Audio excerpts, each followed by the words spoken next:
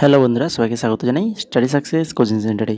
বন্ধুরা, তোমাদের জন্য আবারও চলে এসেছি আর একটি সিএইচএসএল 2024-এর জিকে ক্লাস নিয়ে।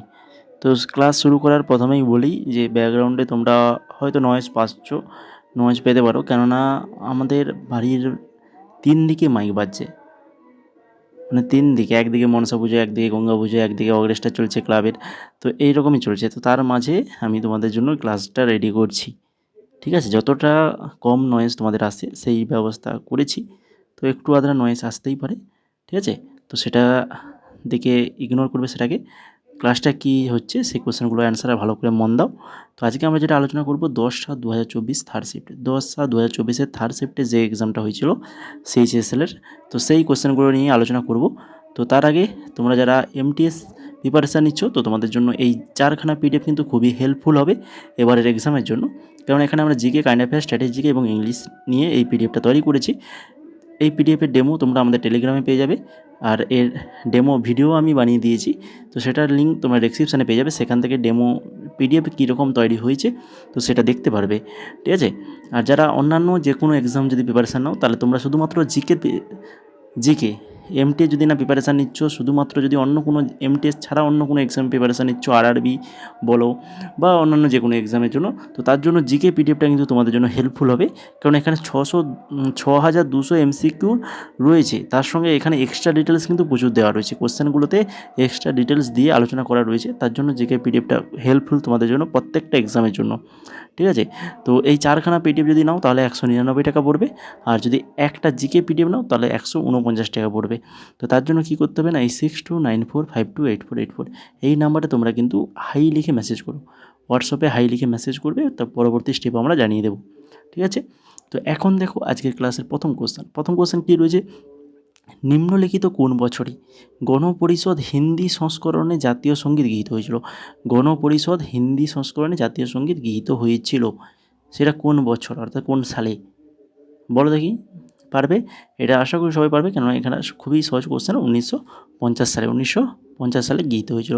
তো জাতীয় সঙ্গীত এটা কার রচনা, বলো দেখি?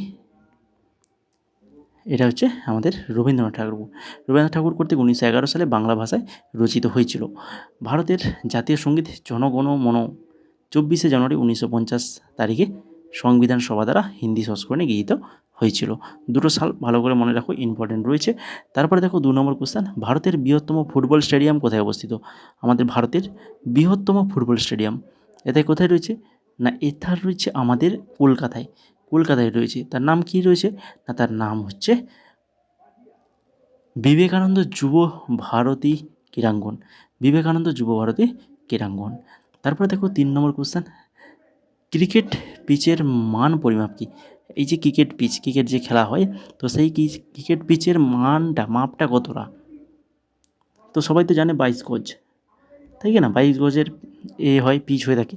কিন্তু এছাড়া আর কি, দৈর্ঘ্যটা তো 22 গজ, প্রস্থটা কত হয়ে থাকে? না, 22 গজ বাই 10 ফুট, এটা মনে রাখতে হবে। কিন্তু ক্রিকেট পিচের আদর্শ পরিমাপ হলো দৈর্ঘ্যে 22 গজ অর্থাৎ 20.12 মিটার, আর প্রস্থে 10 ফুট অর্থাৎ 3.05 মিটার। তারপরে দেখো 4 নম্বর কোশ্চেন, তুগলক রাজবংশের শাসনামলে কে ভারত আক্রমণ করেছিল? তুগলক রাজবংশের শাসনামলে কে ভারত আক্রমণ করেছিলেন? সঠিক অ্যান্সার কী হবে? না, হচ্ছে তৈমুর অপশান নাম্বার 1 সঠিক অ্যান্সার। 5 নম্বর দেখো, ড্যাশ আয়তাকার কক্ষপথ নেপচুনের কক্ষপথকে ওভারল্যাপ করে? বলো, ড্যাশ আয়তাকার কক্ষপথ, মানে কার আয়তাকার কক্ষপথ নেপচুনের কক্ষপথকে ওভারল্যাপ করে? তো সেটা হচ্ছে মঙ্গলের আয়তাকার কক্ষপথ নেপচুনের কক্ষপথকে ওভারল্যাপ করে। এরপর দেখো 6 নম্বর কোশ্চেন, লাইফি এবং চিনফি কোন রাজ্যের সাংস্কৃতিক পোশাক? বলে এই যে লাইফি আর চিনফি, এটা একটা সাংস্কৃতিক পোশাক, কোন রাজ্যের এটা? না, এগুলো হচ্ছে মণিপুর রাজ্যের কিন্তু সাংস্কৃতিক পোশাক লাইফি এবং চিনফি। এর সঙ্গে মনে রাখো মণিপুরের কিছু উৎসব রয়েছে, আনকমন উৎসব, যেগুলো কিন্তু মনে রাখা দরকার, কেন এগুলো আসার চান্স কিন্তু রয়েছে বেশি। মণিপুরের লোকেরা এই যে ইয়াং উসাং, লাই হারাওয়া, নিঙ্গল চাকোয়া এবং কাং, এগুলো কিন্তু মণিপুরের কিন্তু খুবই বিখ্যাত উৎসব, এগুলো কিন্তু মনে রাখো। 7 নম্বর কোশ্চেন দেখো, এমএস ওয়ার্ড। এমএস ওয়ার্ডে বিকল্পটি কোন বিকল্পটি আপনাকে নির্বাচিত পাঠ্য বা বস্তুটিকে ক্লিপবোর্ডে কপি করতে দেয় এবং একই সাথে এটিকে তার আসল অবস্থান থেকে সরিয়ে দেয়। আসল অবস্থান থেকে কপি হয়ে যাবে কিন্তু সেখানে থাকবে না।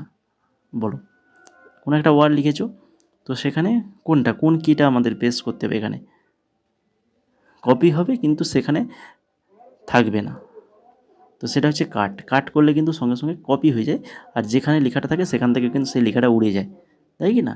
কাট করলে। এখান থেকে দেখে নাও এমএস ওয়ার্ড। এমএস ওয়ার্ডে আপনি রিবন থেকে হোম ট্যাবের অধীনে অথবা কিবোর্ডের শর্টকাট Ctrl+X এটাও ব্যবহার করে কিন্তু কাট বিকল্পটি অ্যাক্সেস করতে পারেন। ঠিক আছে, Ctrl+X এটা দিলেও কাট হয়ে যাবে। তারপরে দেখো ড্র্যাগ অ্যান্ড ড্রপ পদ্ধতি। ড্র্যাগ অ্যান্ড ড্রপ টেক্সট বা বস্তু সরানোর জন্য ব্যবহার করা যেতে পারে।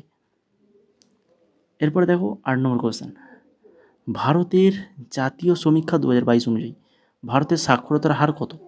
ভারতের জাতীয় সমীক্ষা 2022 অনুযায়ী ভারতের সাক্ষরতার হার কত ছিল? সঠিক অ্যান্সার হবে অপশান নাম্বার 1, 77.7। 77.7%। তারপরে দেখো অন্নমাচার্য। অন্নমাচার্য কোন ঈশ্বরের প্রশংসায় সংকীর্তন রচনা করেছিলেন? অন্নমাচার্য কোন ঈশ্বরের প্রশংসায় সংকীর্তন রচনা করেছিল? সঠিক অ্যান্সার কী হবে? না, সঠিক অ্যান্সার আসবে অপশান নাম্বার 1, ভগবান শিব। ভগবান শিব নয়, ভগবান ভেঙ্কটেশ্বর। ভগবান ভেঙ্কটেশ্বরের প্রশংসায় সংকীর্তন রচনা করেছিলেন কে? অন্নমাচার্য। এরপরে 10 নম্বর কোশ্চেন, সংবিধানের প্রস্তাবনা অনুসারে নিম্নলিখিত শব্দক্রমগুলির মধ্যে কোনটি সঠিক? এটা কিন্তু ইম্পর্টেন্ট কোশ্চেন। এই শব্দক্রম তোমাদের জানা দরকার, এই শব্দগুলো সম্পর্কে তোমাদের জানা দরকার, কেন প্রত্যেকটা সংবিধানের সাথে যুক্ত। সেগুলো হচ্ছে একের পর এক ভালো করে মনে রাখো। কী কী না হচ্ছে সার্বভৌম, সমাজতান্ত্রিক, ধর্মনিরপেক্ষ, গণতান্ত্রিক, প্রজাতন্ত্র। 5টা শব্দ ভালো করে পরপর মনে রাখো, সার্বভৌম, সমাজতান্ত্রিক, ধর্মনিরপেক্ষ, গণতান্ত্রিক, প্রজাতন্ত্র। 42তম সংশোধনী দ্বারা 1976 সালে প্রস্তাবনায় সমাজতান্ত্রিক এবং ধর্মনিরপেক্ষ এই শব্দ যোগ করা হয়েছিল। এটাও মনে রাখো, এক্সামে কিন্তু আসে। 42তম সংশোধনীর মাধ্যমে 1976 সালে প্রস্তাবনায় সমাজতান্ত্রিক এবং ধর্মনিরপেক্ষ শব্দ যোগ করা হয়। তোমরা যারা এখনও ক্লাসটাকে লাইক করোনি, সবাইকে বলবো যে ক্লাসটা যদি ভালো লেগে থাকে, এই ধরনের এক্সট্রা নোটের সঙ্গে এই ক্লাসগুলো যদি তোমাদের ভালো লেগে থাকে, তো অবশ্যই বলবো ক্লাসটাকে লাইক করে ফেলো। অবশ্যই লাইক করে ফেলো, তারই সঙ্গে চ্যানেলটাকে সাবস্ক্রাইব করে বেল আইকনে ক্লিক করে রাখো এই ধরনের গুরুত্বপূর্ণ জিকে ক্লাসগুলো পরবর্তীতে পাওয়ার জন্য। ঠিক আছে, সাবস্ক্রাইব করে রাখতে হবে, তবে কিন্তু পরবর্তীতে আমরা যে কোনো জিকে ক্লাস আপলোড করলেই তোমাদের কিন্তু চলে যাবে নোটিফিকেশান। এছাড়া আমরা এমটিএসের এই তো ক্লাস, এগুলো এমটিএসের জন্য তোমরা করতে পারো। এছাড়া আমরা এনটিপিসি, আরআরবি জন্য আরআরবি, এনটিপিসি, গ্রুপ ডি, যে আরআরবি যে সকল এক্সামগুলো হয়ে থাকে, তো সেই সকল এক্সামের জন্য আমরা প্র্যাকটিস সেট ক্লাস তৈরি করেছি। প্রত্যেক একদিন অন্তর একদিন আমরা এই ক্লাস তো দিচ্ছি সিএইচএসএল, তারপর একদিন এনটিপিসির ক্লাস, এইভাবে এখন চলছে। তো এনটিপিসির বা আরআরবি যেটাকে আমরা করেছি আরআরবি প্র্যাকটিস সেট 2 নম্বর প্র্যাকটিস সেট হয়ে গেছে। 50, 100খানা কোশ্চেন কিন্তু অলরেডি আমরা আলোচনা করে ফেলেছি সেখানে। তো যারা তোমরা আরআরবির জন্য প্রিপারেশান নিচ্ছ, আরআরবির এক্সামে ফর্ম ফিল আপ করেছো, তো তোমরা কিন্তু ওই ক্লাসগুলো অবশ্যই দেখবে, যার লিঙ্ক তোমরা ডেসক্রিপশানে পেয়ে যাবে। ঠিক আছে, এবার চলো 11 নম্বর কোশ্চেন শুরু করি। 11 নম্বর কোশ্চেন কী রয়েছে দেখো, আনুপাতিক করের প্রভাব কী? আনুপাতিক করের প্রভাব কী না হচ্ছে স্বায়ত্তশাসিত ব্যয়গুণক হ্রাস করে। স্বায়ত্তশাসিত ব্যয়গুণক হ্রাস করে। ঠিক আছে, আনুপাতিক কর। তারপরে 12 number, Indian Institute of Tourism and Travel Management সদর দপ্তর এখানে অবস্থিত। কোথায় অবস্থিত? Indian Institute of Tourism and Travel Management সদর দপ্তর কোথায় রয়েছে? এটা রয়েছে গোয়ালিয়রে রয়েছে। ভারতের উপদ্বীপের মালভূমি সাধারণত উচ্চতা কোন দিকে? ভারতের উপদ্বীপের মালভূমির সাধারণ উচ্চতা কোন দিকে?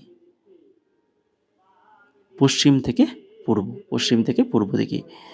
Lakshmibai National College of Physical Education ড্যাশে অবস্থিত।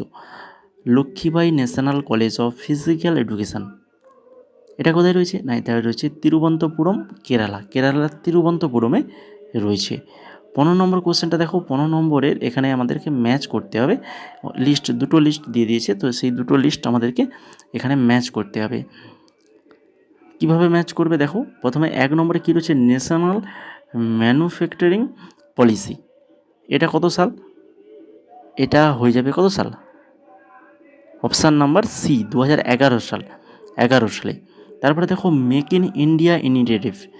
মেক ইন ইন্ডিয়া ইনিশিয়েটিভ এটা কত সাল? না, এটা হচ্ছে 2014 সাল। তারপরে start up India scheme. Start up India scheme এটা হচ্ছে 2016। আর স্মার্ট সিটি প্রজেক্ট যেটা হচ্ছে 2015। তাহলে এখানে কত নম্বর অপশান আমাদের ঠিক হয়ে যাবে? 1-এর সঙ্গে সি এ। আচ্ছা, তাহলে অপশান নাম্বার 4 হয়ে যাচ্ছে এখানে সঠিক আনসার। অপশান নাম্বার 4 হয়ে যাবে সঠিক আনসার। এরপরে 16 নম্বর দেখো। কোন সামাজিক নেটওয়ার্কিং পরিষেবা পেশাদার নেটওয়ার্কিংয়ের উপর সবচেয়ে বেশি জোর দেয়? কোন সামাজিক নেটওয়ার্কিং পরিষেবা পেশাদার নেটওয়ার্কিংয়ের উপর সবচেয়ে বেশি জোর দেয়? তো সেটা হচ্ছে কি না, সেটা হচ্ছে লিঙ্কড ইন। এরপরে 17 নম্বরে সমস্ত ঐতিহাসিক স্মৃতিস্তম্ভ নির্দেশাবলী সহ চিহ্ন রয়েছে যা জনসাধারণের দেওয়ালে লেখা উচিত নয়।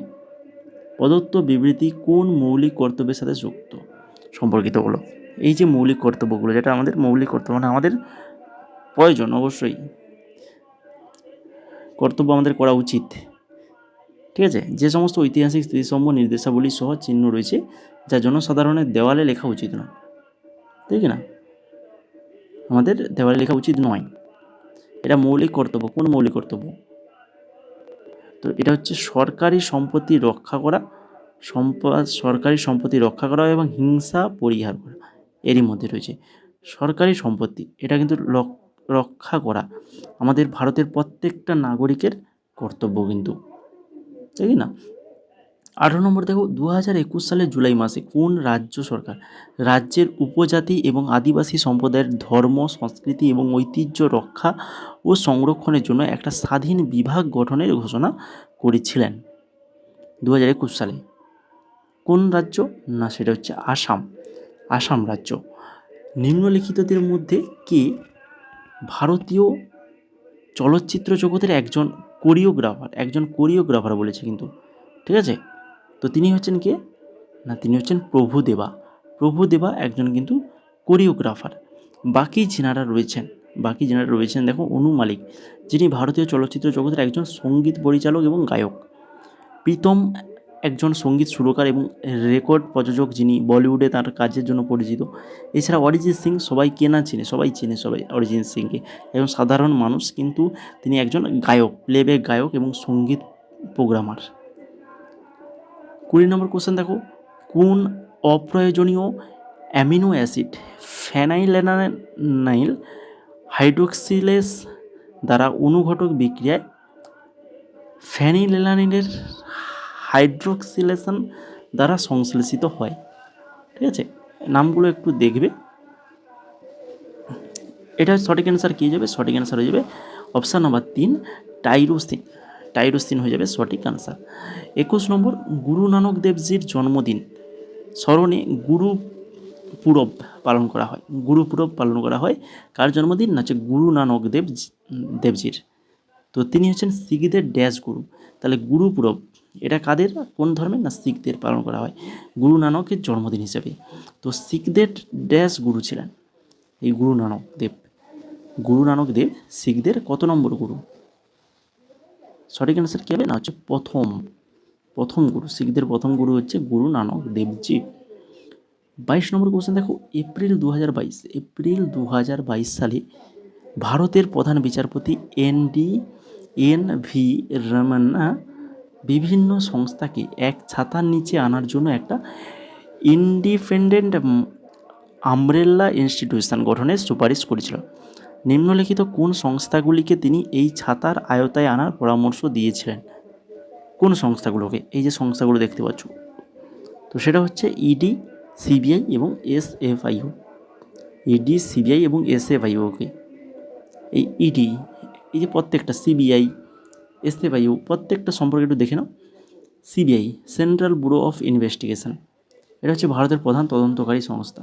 তারপরে দেখো SFIO, serious fraud investigation office, এটা হচ্ছে গুরুতর আর্থিক জালিয়াতি তদন্তের জন্য বহু বিষয়ক সংস্থা।